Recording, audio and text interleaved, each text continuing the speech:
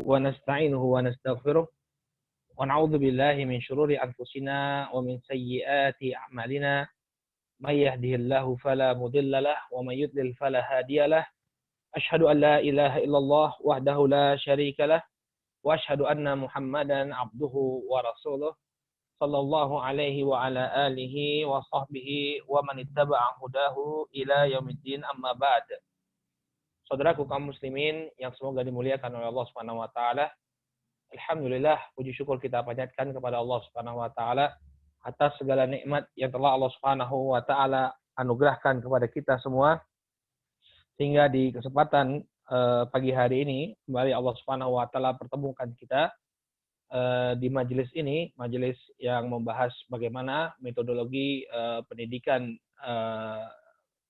pendidikan terhadap anak-anak menurut perspektif Islam, yang insya Allah di kesempatan kali ini kita akan membawakan tema apa yang menjadi tanggung jawab atau kewajiban para orang tua sebelum anak-anak dilahirkan. Ya, jadi sebenarnya proses pendidikan anak itu mulainya itu bukan ketika anak itu lahir, tapi sebelum itu juga sudah harus dipersiapkan oleh orang tua. Maka apa yang hendaknya mereka persiapkan sebelum anak-anak ini lahir? Yang pertama, disebutkan oleh para ulama bahwa perkara yang pertama yang harus mereka persiapkan yaitu ketika mereka memilih pasangan, hendaknya mereka memilih pasangan hidup yang soleh dan solehah.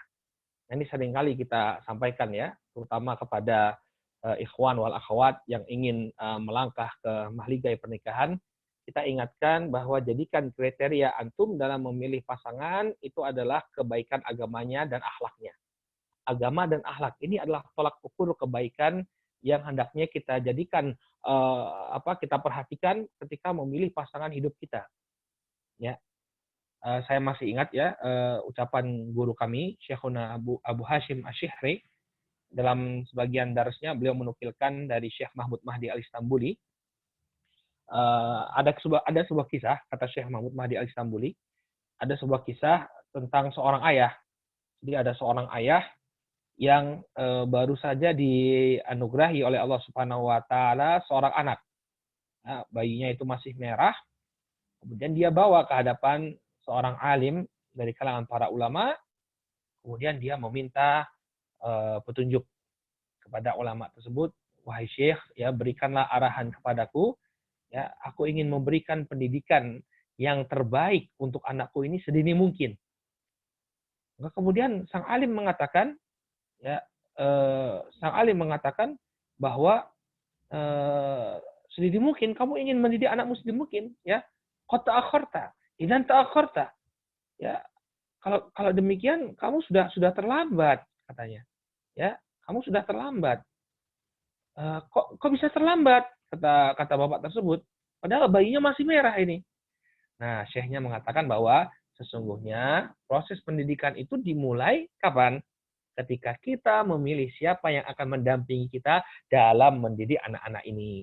Ya, dalam mendidik anak-anak ini. Siapa yang akan mendampingi kita? Makanya kata Syekh Abdul Razak bin Abdul Muhsin Al-Badr hafizahullah taala dalam kitab Raqais fi Tarbiyatil Abna, beliau mengatakan, inna min awwali raqais fi tarbiyah ikhtiyar zaujah salihah. Sesungguhnya termasuk perkara yang pertama, ya, sesungguhnya perkara yang pertama dalam mendidik anak itu adalah memilih ya istri yang salehah. Tentunya beliau berbicara kepada para ayah ya. Kalau kepada ibu ya mencari suami yang saleh. Fahada yakunu qabla an turzaq bil aulad, dan ini tentunya dilakukan sebelum Allah memberikan dia rezeki berupa anak. Fa alaika an tajtahida fi ikhtiyari zaujatin ma'rufatin bil istiqamah. Maka wajib bagimu untuk ya bersungguh-sungguh memilih istri yang dikenal dengan keistiqomahannya, wasalah juga dikenal dengan kesolehannya, wattaqwa dengan ketakwaannya. Kenapa? Li'annaha satakunu aunan laka ala tarbiyatihim. Karena dia akan menjadi akan menolongmu dalam mendidik anak-anakmu. Wa ta'dibihim, dan mengajarkan adab kepada mereka. Wa tansyiatihim at-tansyiata salihah, dan menumbuh kembangkan mereka dengan tumbuh kembang yang baik. Wa hatta law lam tu'in az-zaujah as-salihah fi tarbiyatil abna fa innaha lan takuna dararan 'alaihim fi dinihim wa akhlaqihim. Kalau toh pasangan itu tidak bisa membantu untuk mendidik anak-anak ya menjadi anak-anak yang soleh, paling tidak dia tidak menjadi doror, menjadi sebab yang membahayakan ya agama dan akhlak. Ada wifi ada. Pakai ini aja, mah. Ambil HP satu. Ya, paling tidak dia tidak menjadi apa? Tidak menjadi sebab yang membahayakan ini, Mbak. Sebab yang membahayakan anak-anak kita, pendidikan anak-anak kita. Jadi paling tidak kalau dia memang tidak bisa membantu kita untuk mendidik anak-anak kita, paling tidak dia tidak membahayakan, tidak mengajak. Nggak muat. Halo, ya. Dia tidak mengajak anak-anak kita kepada suatu perbuatan yang akan merusaknya, ya.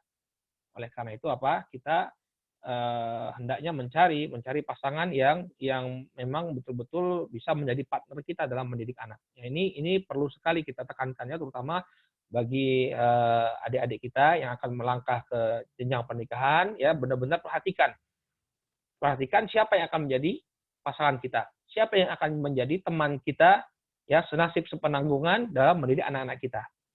Makanya Nabi Alaihissalam sangat menekankan masalah agama. Kata beliau Alaihissalam dalam hadis yang diriwayatkan oleh Al-Imam Al-Bukhari dan Muslim dari Abu Hurairah radhiyallahu taala anhu, beliau Alaihissalam mengatakan, tunkahul mar'atu li arba, limaliha, wali hasabiha, wali jamaliha, wali diniha. Fadfar bidatid din taribat yadak.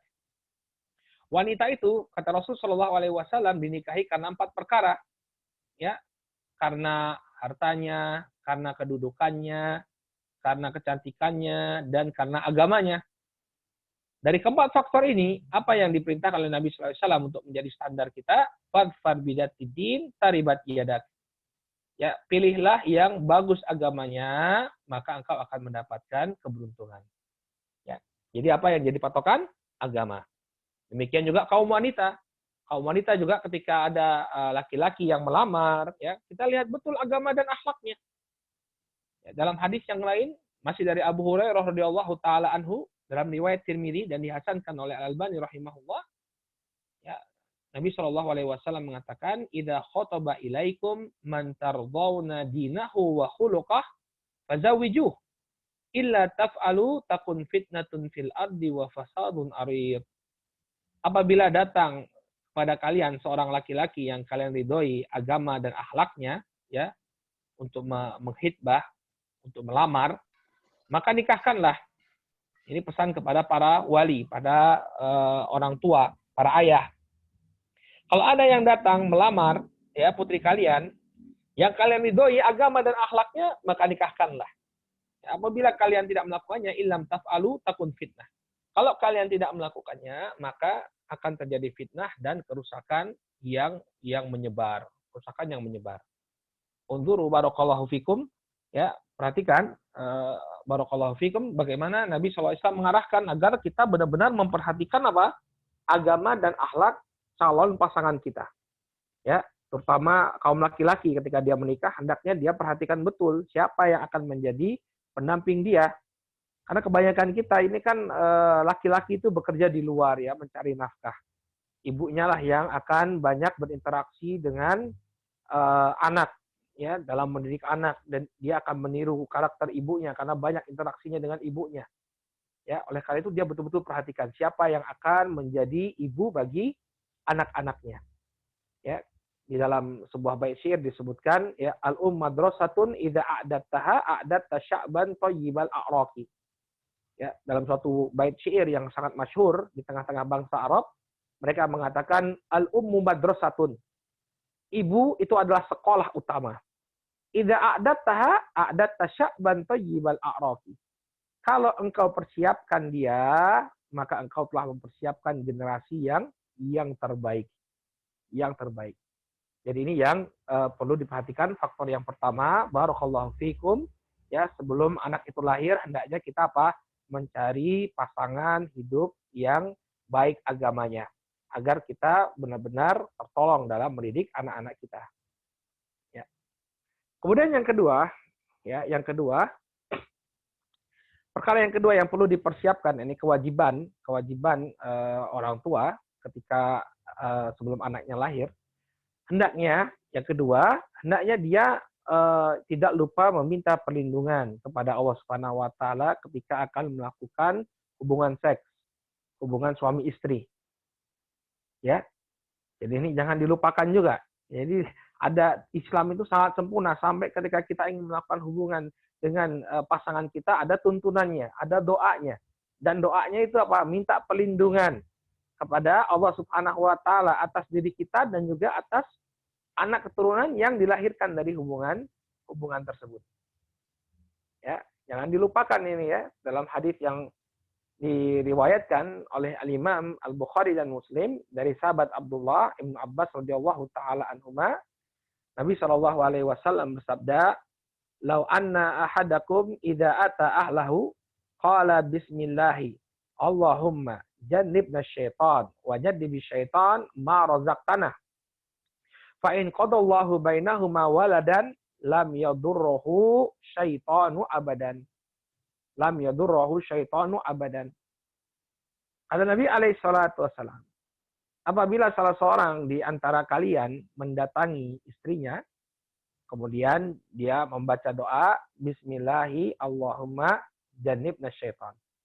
Ya, dengan nama Allah, ya Allah, jauhkanlah kami dari syaitan. Wa jannibi syaitana ma razaqtana.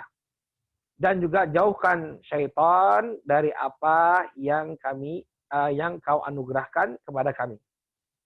Ya, ini doanya ya, Bismillah. Jadi jangan langsung tembak saja, tapi jangan, ada adab-adabnya. Di antaranya adabnya adalah apa?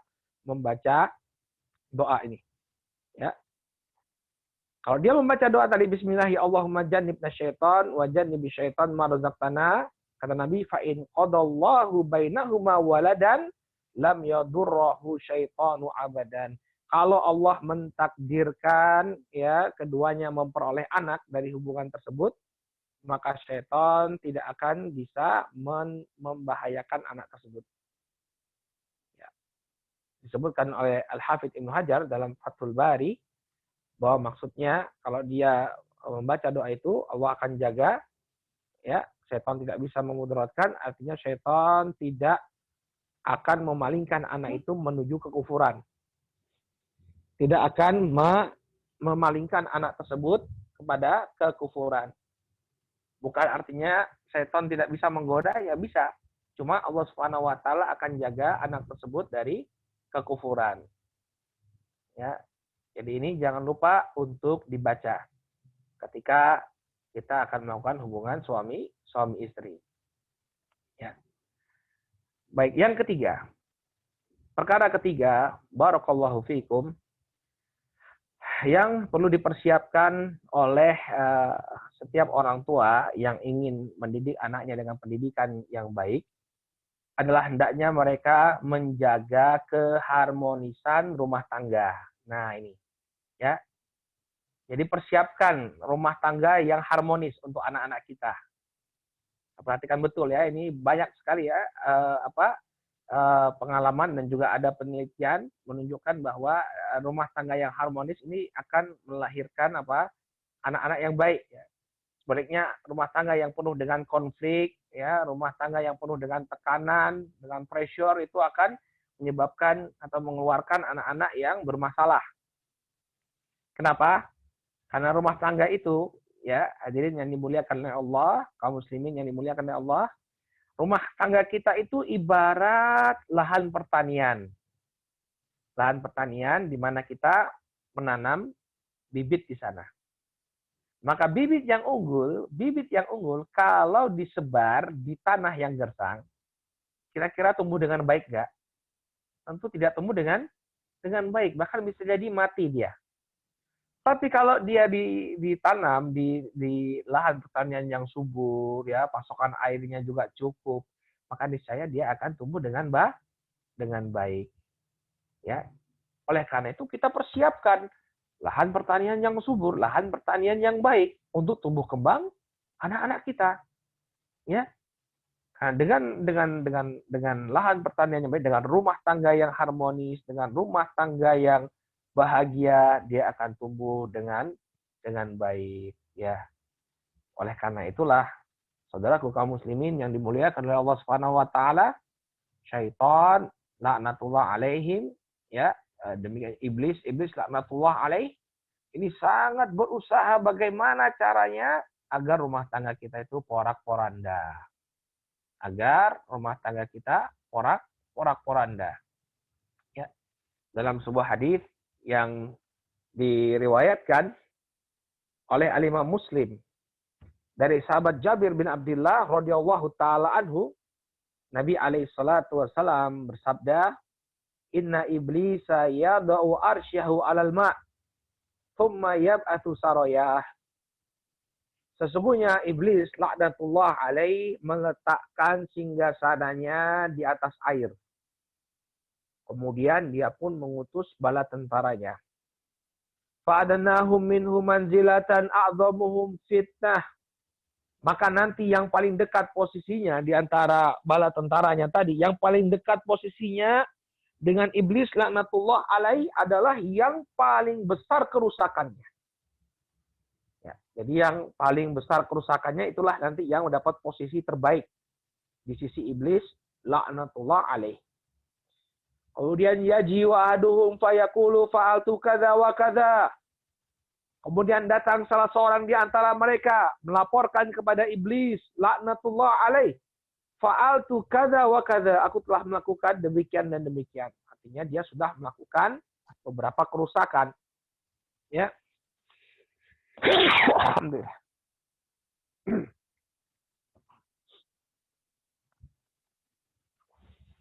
Dia mengatakan, aku telah melakukan kerusakan demikian dan demikian. Ya, dia pengen dipuji. Alhamdulillah. Dia ingin dipuji oleh iblis, laknatullah alaih. Ya. Tapi apa kata iblis? Fayaqulu ma sana'ta syai'an. Ma sana'ta syai'an. Engkau belum melakukan apa-apa katanya. Padahal bala tentaranya ini menganggap bahwa dia telah menimbulkan kerusakan yang besar. Tsumma yaji'u ahaduhum fayaqulu ma taraktuhu hatta farraqtu bainahu wa bain imra'atihi. Kemudian datang lagi salah satu bala tentaranya kemudian mengatakan, "Wahai iblis, tidaklah aku meninggalkan seorang laki-laki melainkan telah aku pisahkan antara dia dengan istrinya." Ya. Kemudian apa? Fayudnihi minhu fayaqul ni'ma anta. Kemudian dia menyuruh bala tentaranya ini yang sudah berhasil memporak-porandakan rumah tangga, ya, rumah tangga manusia, ya, dia menyuruhnya untuk mendekat, kemudian mengatakan ni'ma anta. Engkau adalah bala tentaraku yang paling jempolan, paling hebat. Bangga iblis dengan bala tentaranya yang kedua ini.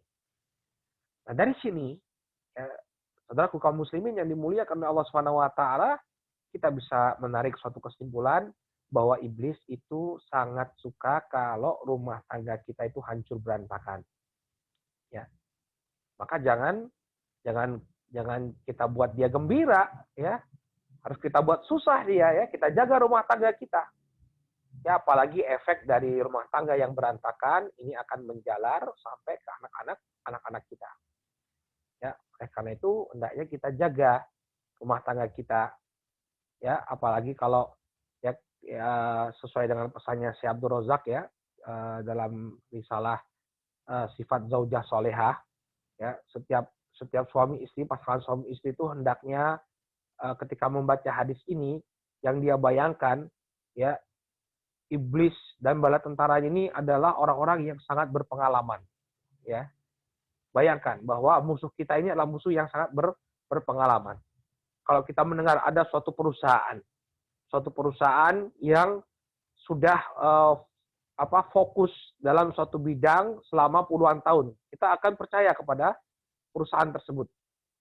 Makanya misalnya ada produk jamu, apa yang mereka katakan? Jamu Nyonya Menir, ya, berdiri sejak puluhan tahun yang lalu. Hebat itu kan, nggak duduk-duduk, dia berdiri sejak puluhan tahun yang lalu. Nah, orang percaya, oh ini jamu udah puluhan tahun memproduksi jamu, pasti hebat. Nah, iblis ini udah ribuan tahun kerjanya ya seperti itu. Anak buahnya juga kerjanya seperti itu, ya, membuat kerusakan.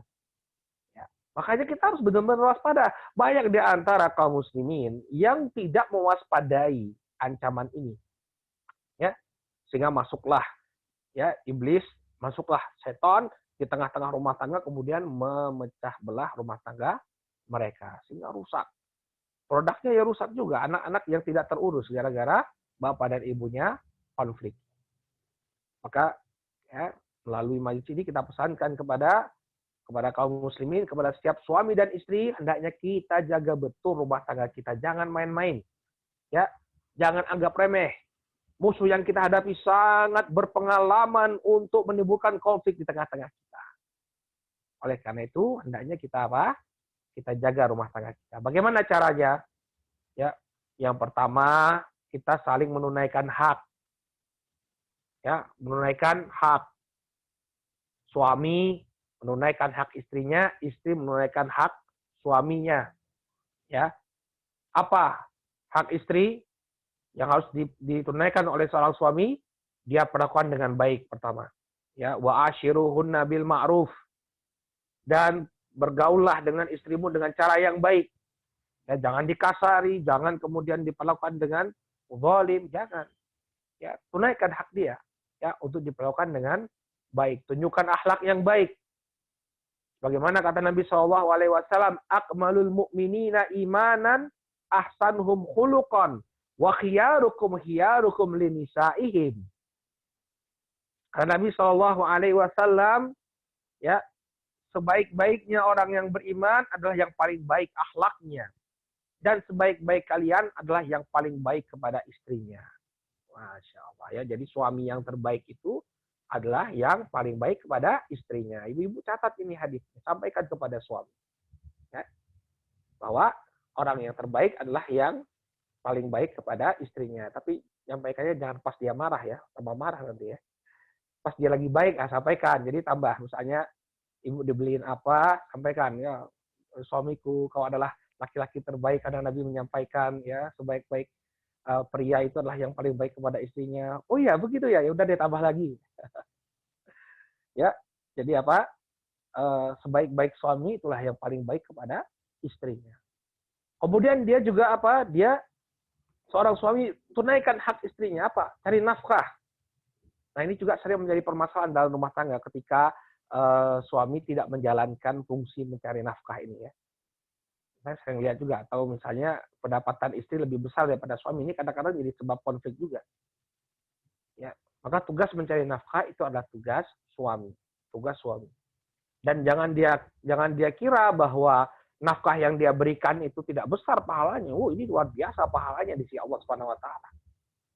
Ya, seorang suami dia berusaha mencari harta yang halal untuk dia suapkan, ya, dia jadikan makanan, dia suapkan ke mulut istri dan anak-anaknya, tidaklah dia suapkan melainkan makanan yang halal. Ini merupakan, ya, sedekah yang terbaik di sisi Allah Subhanahu wa taala. Harus tahu, ya, harus tahu setiap kepala keluarga.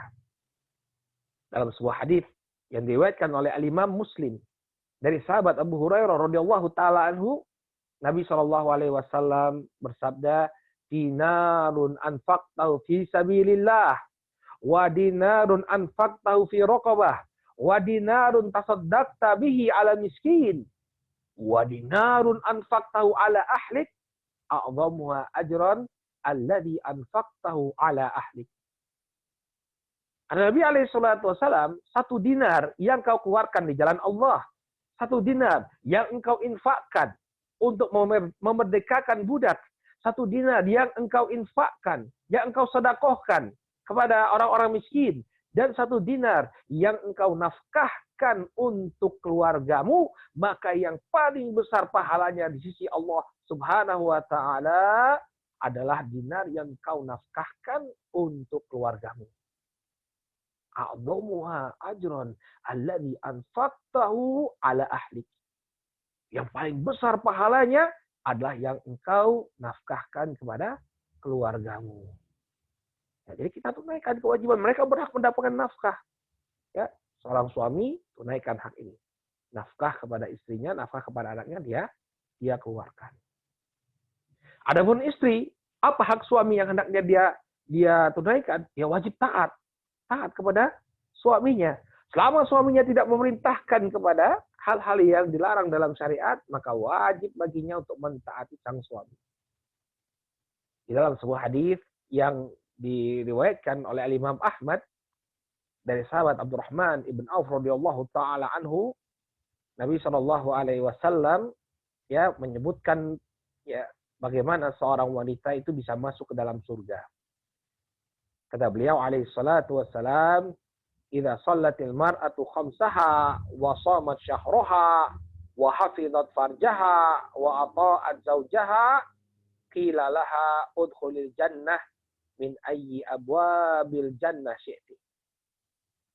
Kata Nabi alaihi salatu wassalam, apabila seorang wanita itu menunaikan salat yang 5 waktu, kemudian dia berpuasa di bulan Ramadan, menjaga kemaluannya, ini menjaga kehormatan dirinya, dan mentaati suaminya, maka akan dikatakan padanya, ya udkhulil jannah min ayyi ababil jannah syi'ti.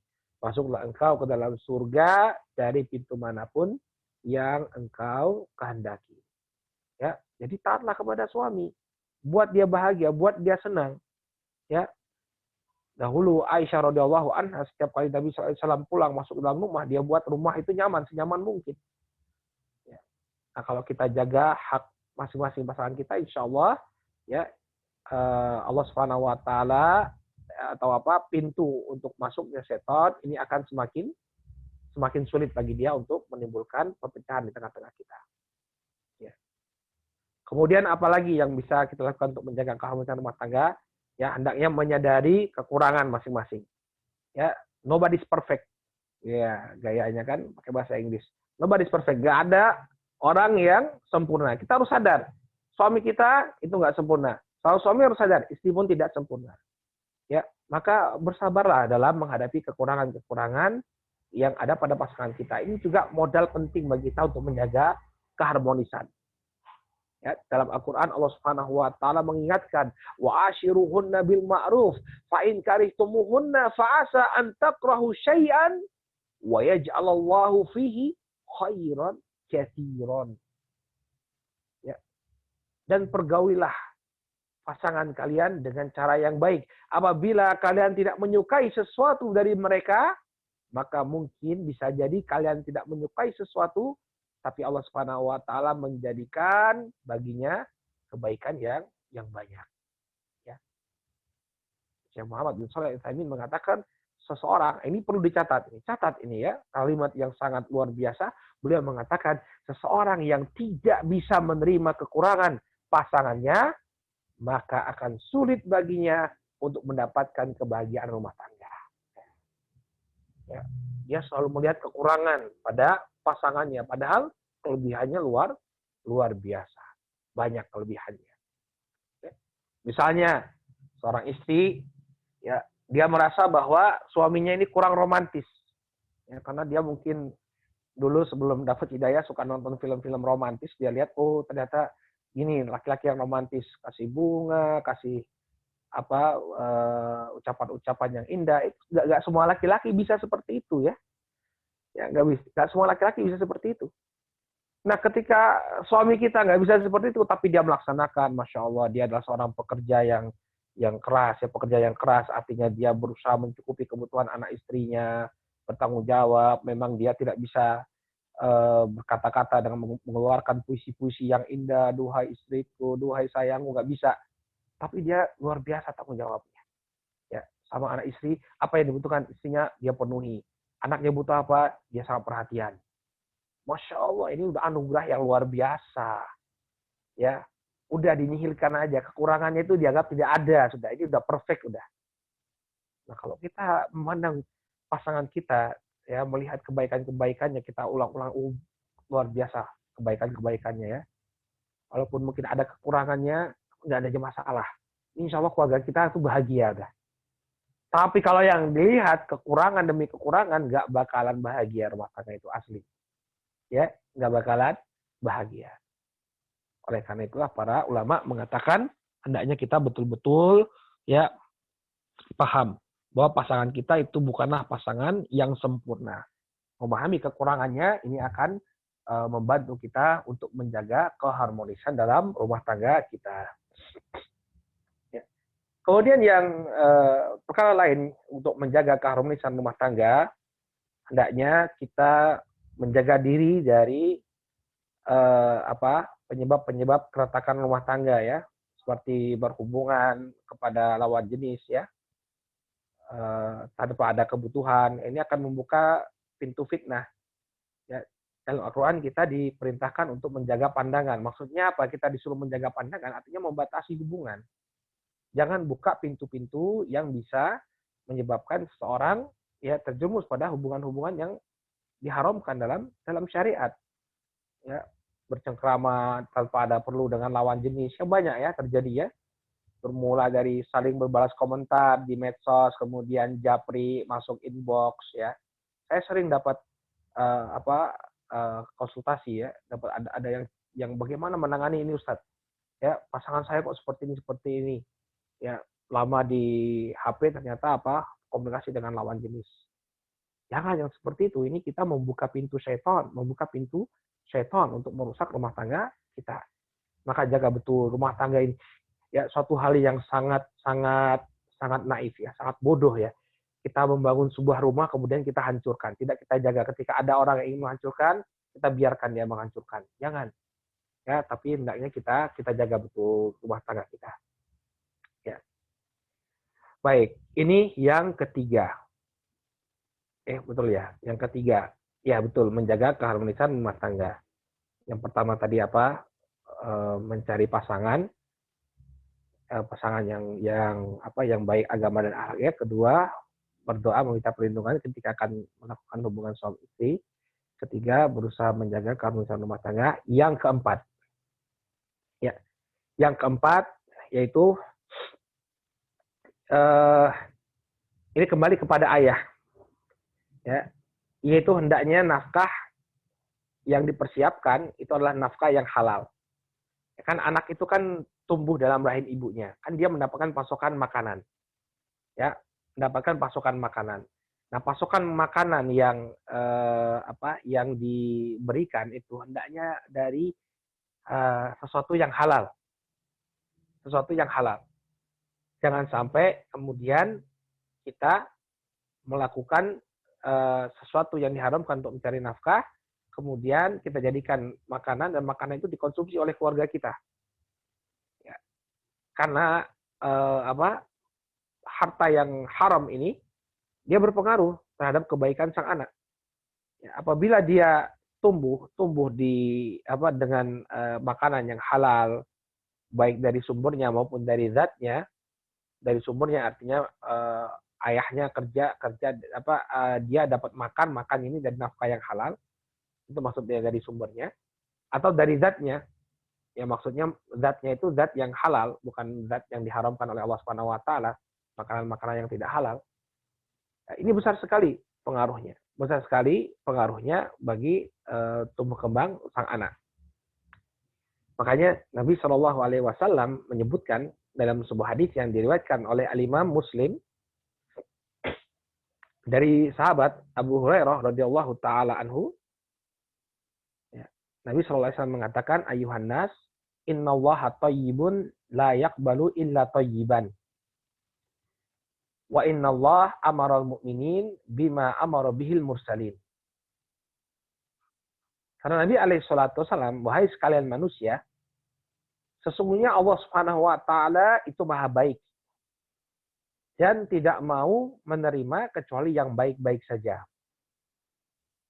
Dan sesungguhnya Allah Subhanahu wa taala telah memerintahkan orang-orang yang beriman dengan apa yang diperintahkan kepada para rasul.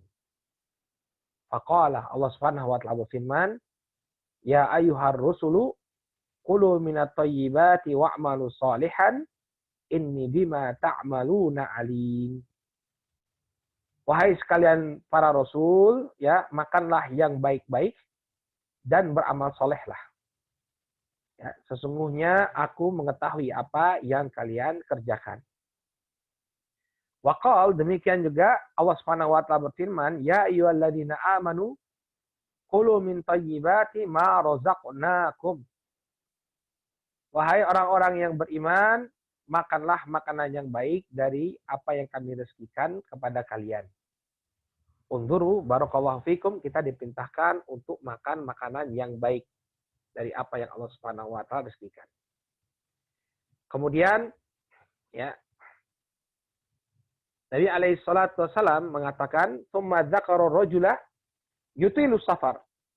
Ash'atha akbar yamuddu yadayhi ila sama. Ya Rabbi ya Rabbi. Wa mat'amuhu haram, wa mashrabuhu haram, wa malbasuhu haram, wa ghudhiya bil haram. Fa anna yustajabu lidzalik." Kemudian Nabi alaihissalam menyebutkan tentang seorang laki-laki yutilu safar. Ya, dia dalam keadaan safar yang panjang, perjalanan yang jauh. Ash'atha akbar. Kemudian ya rambutnya kusut. Ya, bajunya berdebu. Yamuddu yadayhi ila sama. Dia tengadahkan tangannya ke atas langit. Ya Rabbi, ya Rabbi. Kemudian dia mengatakan, wahai Rabbku, wahai Rabbku. Wa mat'amuhu haram. Ya, sedangkan makanannya haram. Wa mashrabuhu haram. Minumannya haram. Wa malbasuhu haram. Pakaiannya juga haram. Wa ghudhiya bil haram. Dan dia tumbuh dari apa yang haram. Fa anna yustajabu lidzalik, maka bagaimana bisa diterima doanya. Ya. Nah, hadis ini menunjukkan kepada kita bahwa makanan yang haram ini memiliki pengaruh pada seseorang. Ya. Doanya tidak dikabulkan oleh Allah. Padahal barakallahu fikum, dia telah memenuhi syarat-syarat terkabulnya doa. Ya, dia berada dalam keadaan safar yang panjang, rambutnya kusut, ya, rambutnya kusut, tubuhnya berdebu, artinya dia menunjukkan bahwa dia butuh sekali sama Allah. Kemudian dia angkat tangannya ke atas langit, ya Rabbi, ya Rabbi, kemudian memuji Allah, wahai Rabbku, wahai Rabbku. Harusnya doanya dikabulkan. Tapi kemudian apa? Ya, makanannya haram, minumannya haram, pakaiannya haram, ya. Jadi doanya ditolak oleh Allah Subhanahu wa taala.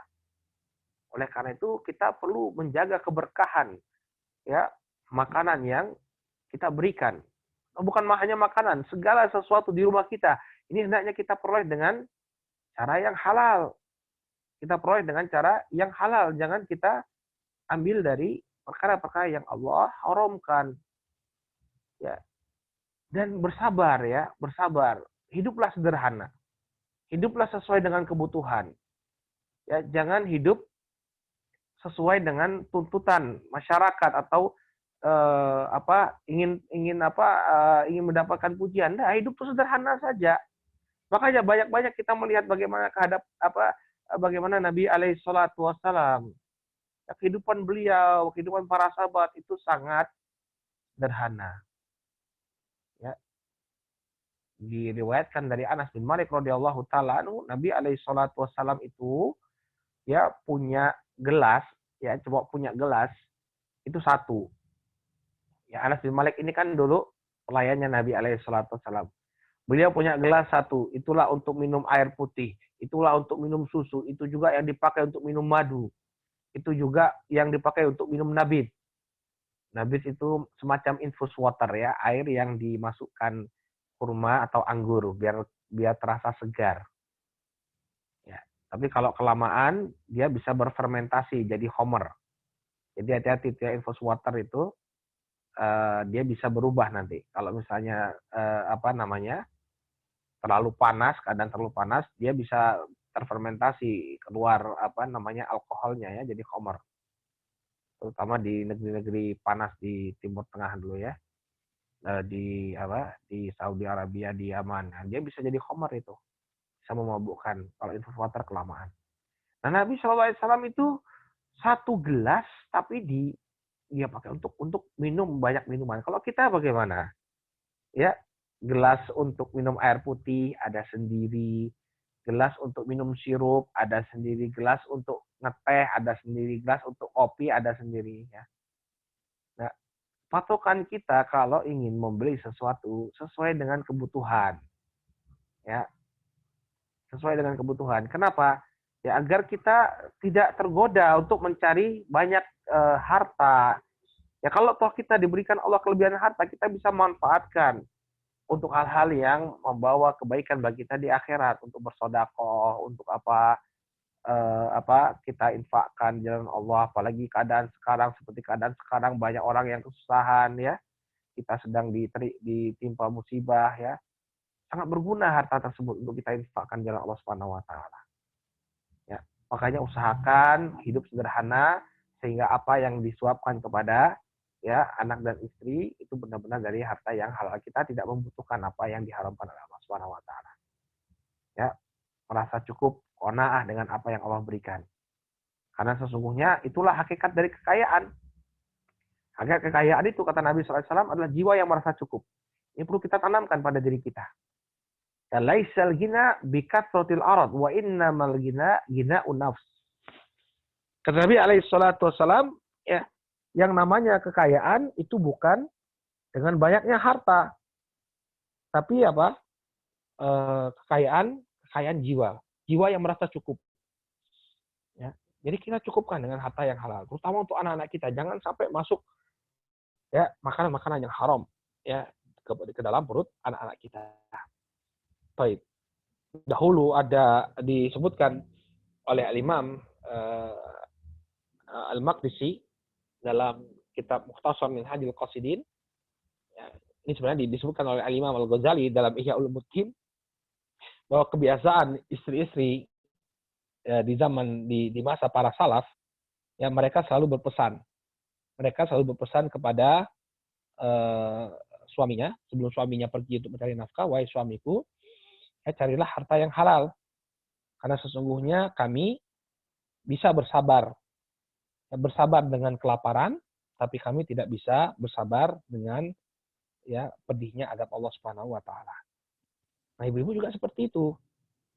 Ya, ibu-ibu juga seperti itu. Hendaknya sampaikan ya kepada suami ya, wahai suamiku, kita bisa bersabar ya. Jangan kemudian engkau mencari harta yang diharamkan oleh Allah Subhanahu wa taala. Kita bisa bersabar dengan segala macam kekurangan, tapi jangan sampai kau masukkan ke mulut kami ya dari penghasilan atau makanan dari penghasilan yang diharamkan oleh Allah Subhanahu wa taala. Baik, insya Allah kalau kita berikan hal-hal yang dihalalkan oleh Allah, barokah, anak-anak kita akan tumbuh menjadi anak-anak yang soleh. Kemudian yang kelima, yang perlu diperhatikan juga oleh para orang tua, hendaknya janin ketika Allah Subhanahu wa taala anugerahkan ya, Allah Subhanahu wa taala anugerahkan anak ya, istri yang mengandung ya, seorang ibu mengandung, ini janinnya itu dijaga betul-betul. Ya, dijaga betul-betul ya. Artinya jangan kemudian dia tidak menjaga makanannya sehingga bayinya tidak tumbuh dengan baik, atau dia melakukan aktivitas yang bisa merusak janinnya ya. Sebagian orang tua ya ada yang tidak peduli, ya, tidak menjaga pola makan. Demikian juga seorang suami hendaknya dia bersabar menghadapi istrinya ketika hamil. Ya, agar tumbuh kembang bayi dalam perut itu dia bisa tumbuh dengan baik. Ya, bisa tumbuh dengan baik. Terjaga betul janin tadi, ibunya tidak tertekan. Ya. Seorang ibu itu ketika mengandung dia akan mengalami kondisi yang berat. Disebutkan oleh Allah Subhanahu wa taala ya, bahwa wasainal insana biwalidaini ihsana hamalathu ummuhu kurhan wa wada'athu kurhan. Ya, kami perintahkan manusia untuk berbuat baik kepada ibu bapaknya. ibunya telah mengandung dia dengan susah payah dan melahirkannya dengan susah payah pula. Ya, makanya ibu-ibu tuh boleh nggak puasa kalau hamil agar tidak terganggu janinnya, pertumbuhan janinnya tuh tidak terganggu. Ya, sehingga janin itu hendaknya dijaga betul. Ya, seorang suami harus banyak bersabar ketika istrinya sedang hamil ya. Kalau ada hal-hal yang apa istilahnya kurang menyenangkan dari istri, misalnya lebih suka marah-marah, ngomelnya lebih panjang, ya sabar saja. Ya, ini nggak ada bapak-bapak yang ikut ini ya. Ya mudah-mudahan ada bapak-bapak yang ikut ya. Saya sampaikan kepada para suami, banyak-banyak bersabar ketika istri sedang hamil. Apalagi hamil muda. Hamil muda itu kan baru muncul janinnya itu biasanya serba nggak enak ya. Ibu tahu rasanya, makan nggak enak, minum nggak enak, apa-apa nggak enak. Ya, makanya suami hendaknya bersabar. Ya, kalau istri gampang ya emosian, ya banyak-banyak bersabar karena memang dia sedang mengalami masa yang berat. Ya, kemudian dijaga ya, jangan kemudian melakukan pekerjaan yang berat. Ya, banyak orang-orang yang keguguran ya karena tidak menjaga menjaga keadaan sang bayi, atau bayinya menjadi prematur ya, harusnya dia lahir sebulan 2 bulan kemudian ternyata karena dia tidak jaga banyak akhirnya pecah ketubannya, harus lahir ya. Nah, kita jaga betul janin kita. Kemudian yang keenam, yang terakhir sebelum anak-anak ini lahir, anak-anak kita ini lahir ya, dan ini juga terus ya berkesinambungan. Artinya tidak berhenti sampai ketika mereka lahir, tapi terus-menerus kita lakukan, yaitu menjaga kesolehan diri kita. Ya, karena orang tua yang soleh, ya, orang tua yang soleh ini anak-anaknya akan dijaga oleh Allah Subhanahu Wa Taala. Jadi salah satu sebab penjagaan Allah Subhanahu Wa Taala kepada anak keturunan kita adalah ketika kita menjaga kesolehan diri kita. Ya, ada satu faedah yang disebutkan oleh para ulama ketika Allah Subhanahu Wa Taala menyebutkan tentang dialognya Nabi Musa alaihissalam dengan Nabi Khidir. Kisahnya itu dalam surat Al-Kahfi itu kan Nabi Musa disuruh belajar kepada Khidir. Nabi Khidir membolehkan tapi jangan tanya-tanya. Nah, kemudian ada satu fragmen di mana Nabi Khidir itu menegakkan sebuah tembok. Ya, menegakkan sebuah tembok ya, yang kemudian Nabi Musa bertanya, kenapa tembok itu ditegakkan? Kemudian di akhir kisah itu dijelaskan oleh Nabi Khidir alaihissalam, wa ammal jidar fakana li gulamaini yatimaini fil Madinah. Adapun tembok yang aku dirikan, aku tegakkan itu, kata Khidir alaihissalam, maka kedua dinding atau dinding itu adalah milik 2 anak yatim. Ya, milik 2 anak yatim fil Madinah yang tinggal di kota. Wa kana tahtahu kanzun lahuma. Di bawah dinding itu ada perbendaharaan harta ya, milik mereka berdua. Wa kana abuhuma shalihan. Dan dahulu ya, bapak dari kedua anak ini adalah seorang yang soleh. Fa arada rabbuka ayyablugha ashuddahuma wa yastakhrija kanzahuma rahmatan min rabbik. Ya. Maka Allah Subhanahu wa taala menginginkan agar mereka sampai kepada kedewasaannya terlebih dahulu. Ya, sampai kepada kedewasaannya terlebih dahulu. Ya, baru kemudian wa yastakhrija kanzahuma, baru mereka berdua mengeluarkan perbendaharaan tersebut. Jadi Allah jaga harta tersebut, jangan sampai mereka ya masih kecil kemudian dikeluarkan hartanya, mereka belum bisa memanfaatkan, tapi ditunggu sampai mereka dewasa ya bisa memanfaatkan harta tersebut, baru Allah Subhanahu wa taala keluarkan. Nah, coba lihat dalam kisah ini apa yang menyebabkan Allah Subhanahu wa taala menjaga anak-anak tadi? Wa kana, kata Allah, wa kana abuhuma shalihan. Ya, bapaknya itu adalah orang yang soleh. Ya, artinya apa? Artinya kalau kita menjadi sosok yang soleh, sosok yang bertakwa kepada Allah, maka ganjarannya Allah Subhanahu wa taala akan berikan penjagaan kepada anak-anak kita. Ya, Allah Subhanahu wa taala akan berikan penjagaan kepada anak-anak kita. Bahkan kata para ulama, bukan hanya anak kita, tapi sekian keturunan kita yang sekian itu semuanya dijaga oleh Allah Subhanahu wa taala. Dalam tafsirnya Al-Imam Al-Qurtubi rahimahullahu taala menyebutkan bahwa yang dimaksud dengan wa kana abuhuma sholihan, ya, dahulu bapak kedua mereka ini, ya, bapak kedua anak ini adalah seorang yang soleh. Yang dimaksud dengan bapaknya ini adalah kakeknya. Kakeknya 7 tingkatan. Ya, 7 tingkatan ke atas. Kakeknya soleh, kemudian anak cucunya mendapatkan penjagaan. Kalau anak cucunya yang sekian saja mendapatkan penjagaan, bagaimana dengan anaknya langsung?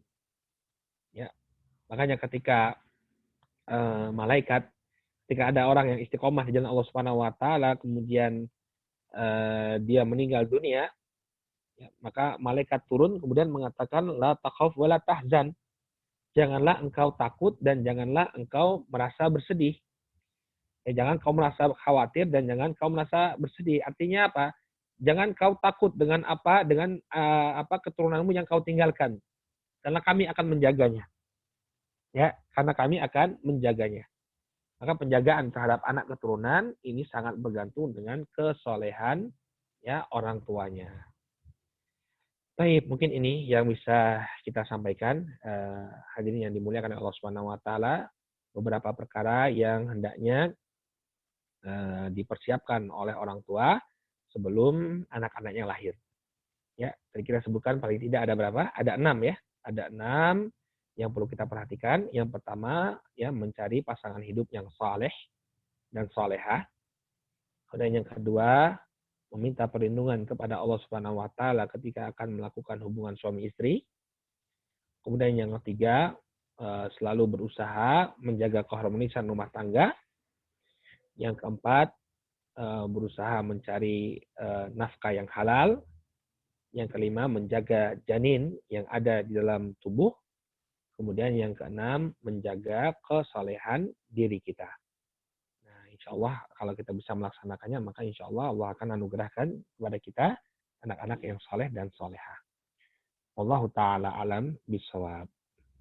Wassallallahu ala nabiyina Muhammad wa ala alihi wa sahbihi ajma'in. Baik. Gimana? Ustaz.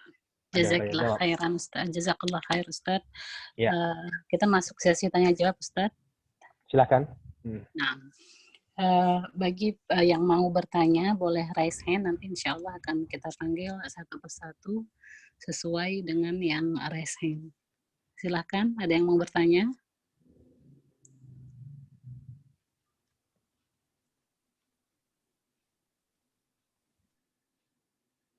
Nah, Ustadz, ini ada pertanyaan yang masuk via private message, yaitu Bismillah. Ana bacakan ya Ustadz? Silakan.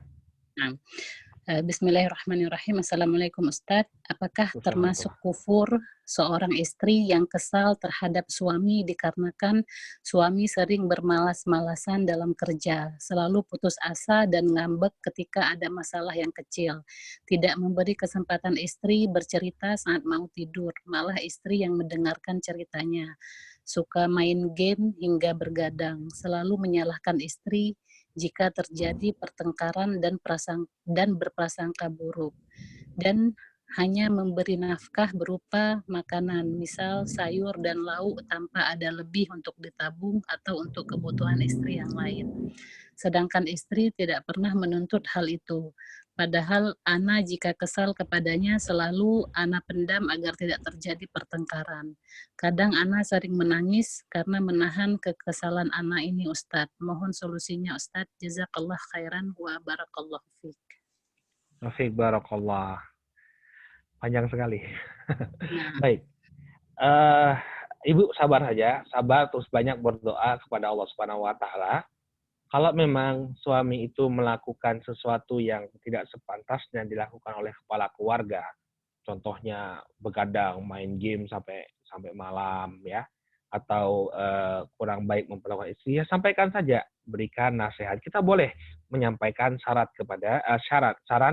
menyampaikan saran kepada suami kita. Sampaikan, cari waktu yang baik, sampaikan, ya. Kemudian ibu banyak-banyak berdoa, meminta kepada Allah Subhanahu wa taala agar Allah Subhanahu wa taala memberikan hidayah kepada suami ibu, ya, dan tidaklah ada tempat kita untuk meminta kecuali Allah Subhanahu wa taala.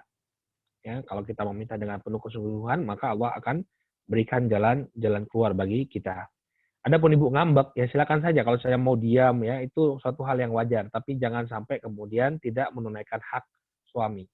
Misalnya ngambek sampai tidak memasak, misalnya, atau ngambek sampai tidak mau melayani suami, ya dalam hubungan suami istri. Jangan. Tetap tunaikan hak suami ibu, ya, kemudian banyak-banyak berdoa meminta kepada Allah Subhanahu wa taala agar Allah mengubah. Saya pernah dapatkan kasus seperti ini, sama seperti yang Ibu sebutkan. Saya sampaikan apa yang saya sampaikan tadi, sabar Bu, sabar, kemudian banyak berdoa. Alhamdulillah, karena dia betul-betul yakin, dia laksanakan nasihat itu, dia betul-betul yakin, dia tunaikan hak suaminya, ya, dia bersabar dengan kekurangan yang ada, dia banyak meminta kepada Allah Subhanahu wa taala untuk mengubah suaminya. Alhamdulillah berubah suaminya, luar biasa. Ya. Makanya yang penting bagi kita itu dalam menjalani rumah tangga juga perlu yakin kepada Allah Subhanahu wa taala, karena hidayah atau hati manusia itu berada di jari jemari Allah. Maka yang bisa kami sampaikan, Ibu bersabar, tunaikan hak dia sambil meminta, ya, pertolongan dari Allah Subhanahu wa taala. Wallahu a'lam. Silahkan. Nah, Ustaz, jazakallah khair. Ini ada yang bertanya, ada yang sudah raise hand. Ibu Masyitah Parman, silakan dibuka mic-nya. Ya Mbak, Bismillah. Assalamualaikum Ustadz. Waalaikumsalam warahmatullahi. Silakan Bu. Ya Ustadz, tadi kan yang pertama adalah memilihkan ibu yang baik, ya kan? Atau bapak yang baik untuk anak-anak kita. Nah, alhamdulillah nih Ana belum menikah Ustadz. Jadi gimana caranya kita mengetahui akhlaknya? Karena kan akhlak ini kan susah sekali diketahui Ustadz. Bagaimana cara mengetahui akhlak calon kita itu, bahwasannya itu akhlaknya benar-benar baik? Bagaimana step by step-nya Ustadz? Jazakallah khair Ustadz. Wayak, iya. Caranya adalah kita mencari informasi dari orang-orang sekitarnya. Ya, makanya kita ketika melakukan ta'aruf, ya, kita perlu bertanya kepada orang-orang yang dekat dengan orang tersebut, kemudian kita korek informasinya. Ya, dan kita minta dia untuk menyampaikan yang sebenar-benarnya. Jangan ada yang ditutup-tutupi. Ya, apa yang sisi baik yang ada pada calon pasangan kita hendaknya disampaikan, sisi buruk yang ada pada dia terus disampaikan. Ya, dan biasanya dan ini juga yang perlu kita sampaikan ketika kita ingin menikah itu banyak-banyaklah mendekatkan diri kepada Allah.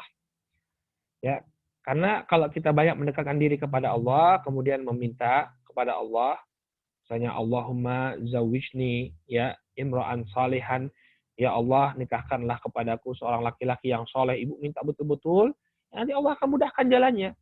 Allah akan pertemukan dengan orang yang akhlaknya baik, keluarganya baik, ya. Terkadang kita itu lebih menyandarkan pada usaha kita, ya. Kita lupa meminta kepada Allah Subhanahu wa taala, kita lupa bangun di sepertiga malam yang terakhir untuk bermunajat kepada Allah. Kita lupa untuk melakukan ketaatan demi ketaatan kepada Allah agar Allah Subhanahu wa taala memberikan kemudahan kepada kita.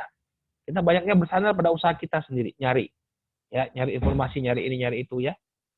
Tapi lebih utama kita bersandar kepada Allah Subhanahu wa taala, kemudian kita lakukan usaha tadi, tanya orang-orang terdekatnya, cari info di orang-orang terdekatnya.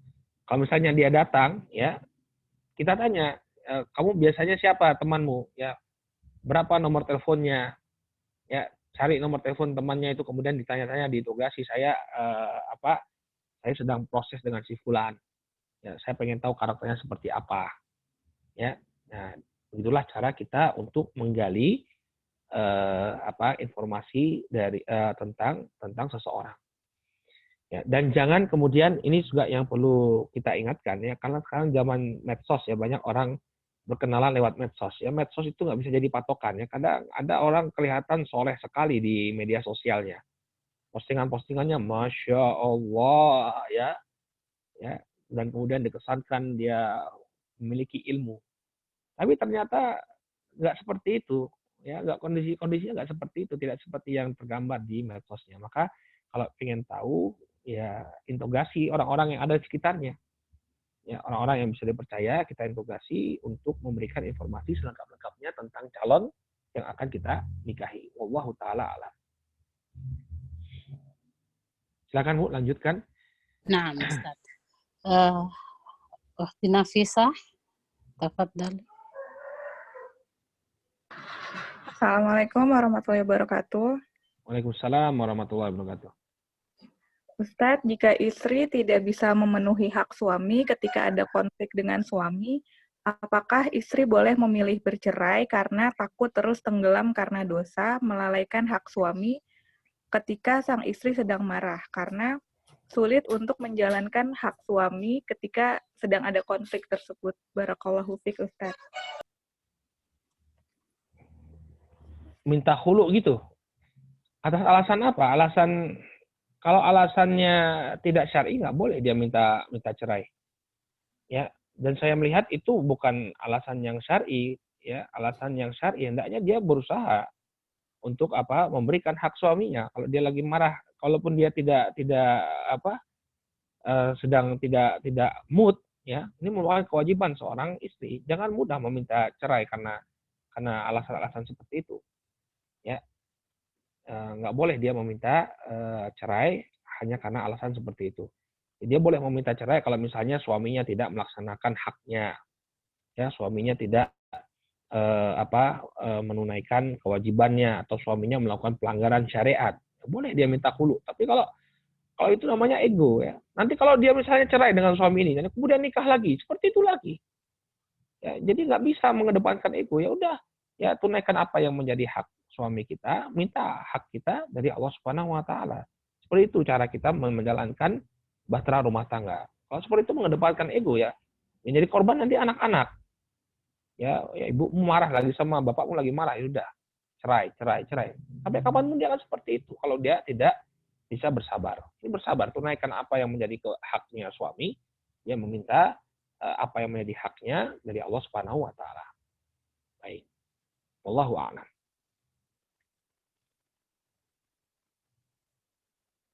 Nah, Ustaz, ini ada pertanyaan via chat. Pertanyaannya adalah, bolehkah ta'aruf lewat foto? Bolehkah ta'aruf? Saya kira janganlah. Ya, lebih baik ketemu langsung. Karena pertama, foto itu tidak bisa mewakili keadaan yang sebenarnya. Kita tahu sendiri, ya. Aplikasi mempercantik diri itu banyak, ya. Ya, yang hidungnya nggak mancung bisa jadi mancung, ya, yang kulitnya nggak putih bisa jadi putih, ya, sehingga sebaiknya tidak. Kemudian juga bisa menimbulkan fitnah. Ya, kalau fotonya dibawa-bawa gitu, ya, kemudian nggak jadi misalnya, ya dia masih bisa menyimpan foto dari wanita tadi.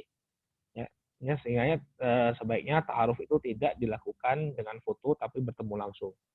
Dan bertemu langsung itu lebih bisa kelihatan, ya, lebih bisa kelihatan siapa sih sosok yang akan kita nikahi. Ya, kalau foto banyak menipu, ya, sebaiknya tidak, ya, langsung ketemu langsung saja. Wallahu ta'ala a'lam.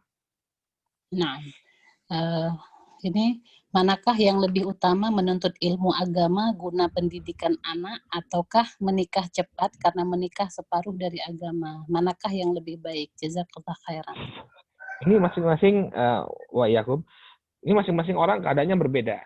Ya, kalau memang keadaan dia itu lebih dia nggak bisa menahan, misalnya banyak godaan di luar, makanya tentu yang lebih utama adalah dia menikah agar bisa menjaga kehormatan dirinya. Tapi kalau misalnya dia bisa menjaga, bisa lebih terjaga, dia tidak tergoda dengan fitnah yang ada, ya dia menuntut ilmu lebih utama. Nggak ada yang bisa menggantikan keutamaan menuntut ilmu. Ya, tapi kalau misalnya memang dia nggak bisa tahan, ya, karena sebagian orang kan memang nggak bisa semuanya bisa bersabar, ya.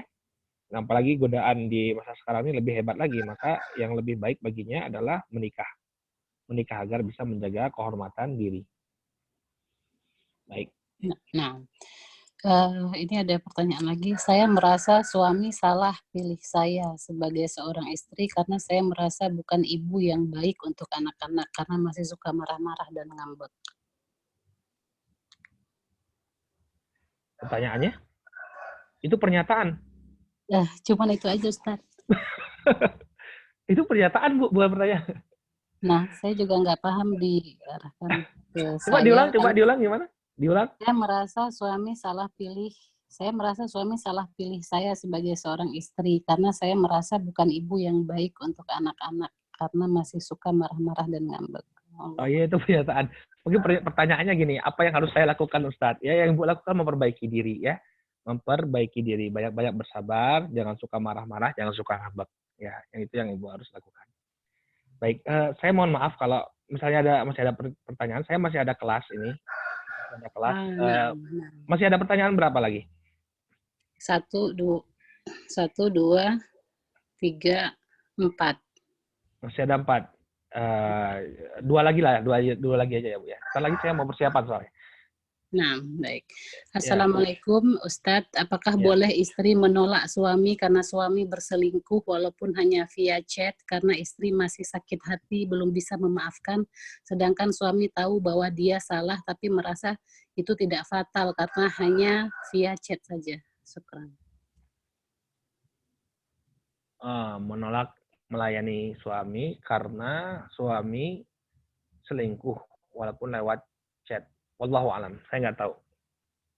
Wallahu alam, saya nggak tahu apakah itu boleh seorang istri menghajar suaminya yang melakukan kesalahan seperti itu. Wallahu alam. Lanjut, Bu, pertanyaannya. Nggak tahu saya. Ya. Adik saya, ini pertanyaan Ustaz. Adik saya nikah, ternyata istrinya minta dikuliahkan di tempat universitas negeri dan membuka cadar, dan adik saya nggak setuju. Akhirnya sering berantem. Terakhir, adik saya pulang ke tempat orang tua untuk menenangkan diri, dan adik saya ngambek gak mau kirim nafkah karena kata si istri nggak butuh. Akhirnya si istri minta cerai dengan alasan nggak dinafkahi, tapi suami masih mempertahankan. Bagaimana baiknya, Ustadz?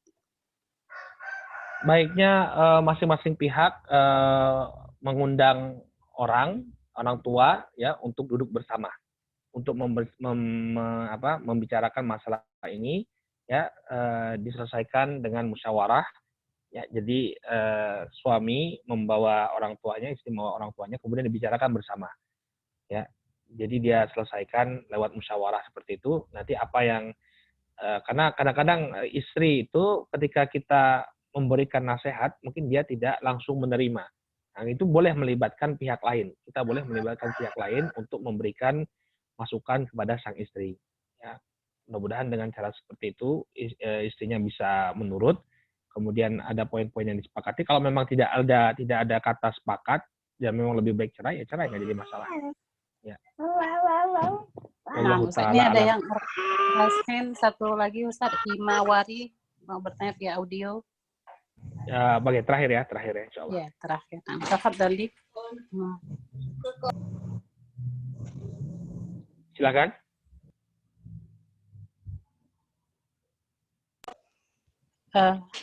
Himawari mau bertanya. Oke. Sepertinya tidak ada respon, Ustaz. Sudah ya, mungkin cukup dulu, Ibu. Ya, kita masih banyak jadwal ya, insya Allah masih bisa kalau mau. Nah, jazakallah khair, Ustaz. Oh iya. Baik, kita cukupkan dulu sampai di sini. Mudah-mudahan apa yang disampaikan bermanfaat. Mari kita tutup dengan doa kafaratul majlis. Subhanakallahumma wa bihamdika, asyhadu an la ilaha illa anta, astaghfiruka wa atubu ilaik. Assalamualaikum warahmatullahi wabarakatuh.